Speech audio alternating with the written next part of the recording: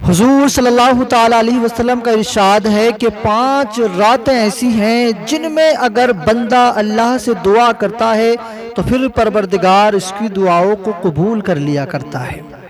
دیکھیں راتیں بہت ہیں، آپ اور رات میں عبادت کریں آپ کو ثواب ملے گا، آپ دعا کریں دعا قبول ہوگی، توبہ کریں توبہ بھی قبول ہوگی، لیکن یہ 5 وہ راتیں ہیں کہ جب ان 5 راتوں میں بندہ اپنے رب کی بارگاہ میں گر گرا کر رو رو کر اپنے پچھلے گناہوں سے معافی طلبی کرتا ہے تو پھر پروردگار اسے معاف فرما دیا کرتا ہے۔ اور راتوں کی کوئی گارنٹی نہیں ہے، پتہ نہیں آپ کی توبہ قبول ہو کہ نہیں ہو، پتہ نہیں آپ کی دعا قبول ہو کہ نہیں ہو، لیکن یہ 5 راتیں ایسی ہیں جب انسان اللہ کی بارگاہ میں رو رو کر اپنے پچھلے گناہوں کی توبہ کرتا ہے تو پھر پروردگار اسے معاف فرما دیا کرتا ہے۔ اور ہم ہیں کہ یہ راتیں ہمارے درمیان آتی ہیں، ہمارے سامنے آتی ہیں، اور ہم ان راتوں کو بھی اور راتوں کی طرح ضائع کر دیتے ہیں۔ ان راتوں کو بھی اور راتوں کی طرح ہم جو ہے پتہ ہی نہیں چلتا ہے کہ یہ کون سی رات ہمارے پاس سے گزر گئی ہے۔ ان 5 راتوں میں سب سے پہلی رات ہے رجب کی پہلی رات۔ جیسے ہی رجب کا چاند نظر آتا ہے اور اس کا اعلان ہو جائے کہ آج رجب کے چاند نظر آ گیا ہے، رجب کا چاند آج دکھ گیا ہے، تو وہ جو رات ہے نا وہ رجب کی پہلی رات ہے۔ حضور صلی اللہ علیہ وسلم نے ارشاد فرمایا ہے کہ رجب کی پہلی رات میں جو اللہ سے دعا کرتا ہے اللہ اس کی دعاؤں کو قبول کیا کرتا ہے، اور اسی رات میں اللہ تبارک و تعالیٰ سے کوئی توبہ کرتا ہے تو اللہ تعالیٰ اس کی توبہ کو بھی قبول کر لیا کرتا ہے۔ اور انہی راتوں میں دوسری رات آتی ہے، وہ شب برات کی رات ہے جو 14 شعبان کی شام کو رات ہوا کرتی ہے۔ اس شعبان کا مہینہ، اس شب برات کا مہینہ ہے۔ آپ جانتے ہیں ہمارے یہاں شب برات کی رات کو عبادت کی جاتی ہے، ہمارے یہاں ساری رات عبادت کرنے کا شوق اور ذوق ہے، اور دن میں نوافل روزہ رکھنے کا شوق ہے۔ ہمارے یہاں نفلی روزہ رکھا جاتا ہے، رات کو عبادت کی جاتی ہے، مگر کچھ نوجوان ہیں کہ اس رات کو بھی بس یوں سمجھے کہ ایسے ضائع کر دیتے ہیں، بائکوں پر بیٹھے گھومنے نکل گئے، ادھر گئے ادھر گئے، اور کبھی مزار کے بہانے، کبھی کہیں کے بہانے، کبھی قبرستان کے بہانے ہم جو ہے نا وہ نکل جایا کرتے ہیں گھومنے کے لیے۔ دیکھیں مزار پر جانا کوئی بری بات نہیں، قبرستان میں جانا کوئی بری بات نہیں، لیکن آپ جا تو مزار پہ رہے ہیں اور کانوں میں آپ کی ایئر فون لگی ہے، آپ جا تو قبرستان میں رہے ہیں اور کانوں میں آپ کی ایئر فون لگی ہے، آپ پورے راستہ بھر گانے سنتے جا رہے ہیں، میوزک سنتے جا رہے ہیں، طرح طرح کی بکواس کرتے جا رہے ہیں، آپس میں خوب باتیں کرتے جا رہے ہیں، اور آپ سمجھ رہے ہیں کہ ہم عبادت کرنے جا رہے ہیں۔ ہم عبادت ہے، یہ ہمارا آج کا جاگنا عبادت ہے، آج کا ہمارا چلنا عبادت ہے۔ ارے کیا خاک عبادت ہوگا، تو نے پہلے کا اپنا کوئی دستور ہی نہیں بدلا۔ کانوں میں ایئر فون روزانہ لگایا کرتا تھا، تو نے آج بھی لگائی ہے، گانے روزانہ سنا کرتا تھا، تو آج بھی سن رہا ہے، روزانہ سنتا تھا آج بھی سن رہا ہے، اور ایک دوسرے پر غلط نگاہ، بہن بیٹی پر غلط نظریں روزانہ ڈالتا تھا، ہر رات ڈالتا تھا، آج بھی ڈال رہا ہے۔ کیا بدلا ہے تو نے اپنے آپ کو؟ سوچ رہا ہے کہ آج کی رات ہماری عبادت کی رات ہے۔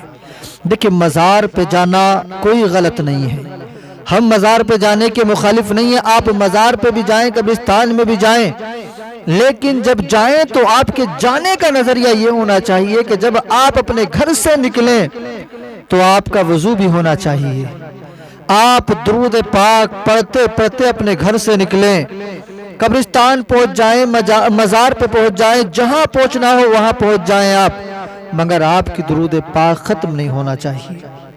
درود پاک پڑھتے پڑھتے گزریں، مزار پہ پہنچیں تو درود پاک پڑھیں، اور صاحب مزار کے پاس پہنچیں، ادب کے دائرے میں رہ کر ادب کے ساتھ وہاں پر کھڑے ہو کر دعا کریں، کیونکہ اللہ اپنے نیک بندوں کے صدقے سے دعاؤں کو قبول کر لیا کرتا ہے۔ ادب کے ساتھ جائیں اور کھڑے ہو کر اپنے لیے، اپنوں کے لیے، اپنے ملک کے لیے، اپنے وطن کے لیے سکون اور چین اور سکون کے لیے، سلامتی کے لیے آپ وہاں کھڑے ہو کر دعا کریں۔ کسی نے منع نہیں کیا ہے آپ سے، کریں، لیکن خدا کے واسطے وہ کام نہ کریں جس سے کہ ہم پر بھی اور ہمارے مذہب کے ماننے والے لوگوں پر بھی آنچ آئے، ہمیں وہ کام نہیں کرنا چاہیے۔ تو یہ شب برات کی رات بھی وہ رات ہے اس رات میں جب انسان اللہ کے حضور نماز پڑھتا ہے، نوافل پڑھتا ہے اور قرآن مجید کی تلاوت کرتا ہے، درود پاک کا ورد کرتا ہے، کلمہ طیبہ کی تلاوت، کلمہ طیبہ کا ورد کرتا ہے، تو پھر پروردگار سے جب اس رات میں پچھلے گناہوں کی معافی طلبی کرتا ہے تو پروردگار اس کے پچھلے سارے گناہوں کو معاف فرما دیا کرتا ہے۔ لیکن شرط یہ ہے کہ توبہ سچے دل کے ساتھ کی جائے۔ جس برے کام سے توبہ کر لی جائے، آئندہ اس کو نہ کرنے کا پورا ارادہ کر لیا جائے کہ آج کے بعد ہم اس کام کو کبھی نہیں کریں گے۔ آج تک ہم سے نماز چھوٹی، آج کے بعد نماز نہیں چھوٹے گی۔ آج تک ہم نے قرآن مجید پڑھے تھے مگر ہم نے پڑھنا چھوڑ دیا، آج کے بعد یہ گناہ نہیں کریں گے، چاہے ایک رکوع روزانہ پڑھیں گے مگر پڑھیں گے۔ ہم آج تک اپنی نگاہوں کو غلط جگہ استعمال کرتے تھے مگر مولا آج توبہ کرتے ہیں اس رات کی برکت سے، اس کے صدقے سے مولا تو ہمارے پچھلے گناہوں کو معاف فرما دے۔ انشاءاللہ تعالی نبی پاک صلی اللہ تعالی علیہ وسلم کے فرمان پر یقین رکھیں کہ ان 5 راتوں میں توبہ بھی، دعا بھی جو انسان سچے دل کے ساتھ کرتا ہے، اللہ تعالی اس کی اس دعا کو بھی، توبہ کو بھی قبول کر لیا کرتا ہے۔ 2 راتیں ہو گئیں، رجب کی پہلی رات اور شب برات۔ تیسری رات آتی ہے شب قدر کی رات۔ شب قدر کی رات جو رمضان کے مہینے میں آتی ہے اور جس میں اختلاف ہے، اور ہمارے علماء ارشاد فرماتے ہیں کہ مہینے کی آخر کی تاک راتیں جو ہیں ان میں تم شب قدر کو تلاش کرو، تو بتایا جاتا ہے 21ویں شب، 23ویں شب، 25ویں شب اور 27 اور 29، ان شبوں میں شب قدر کو تلاش کیا جائے۔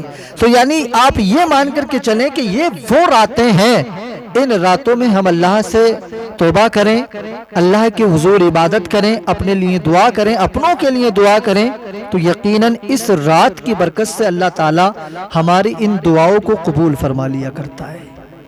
سمجھ رہے ہیں آپ؟ اللہ تعالی ہماری دعاؤں کو قبول کر لیا کرتا ہے۔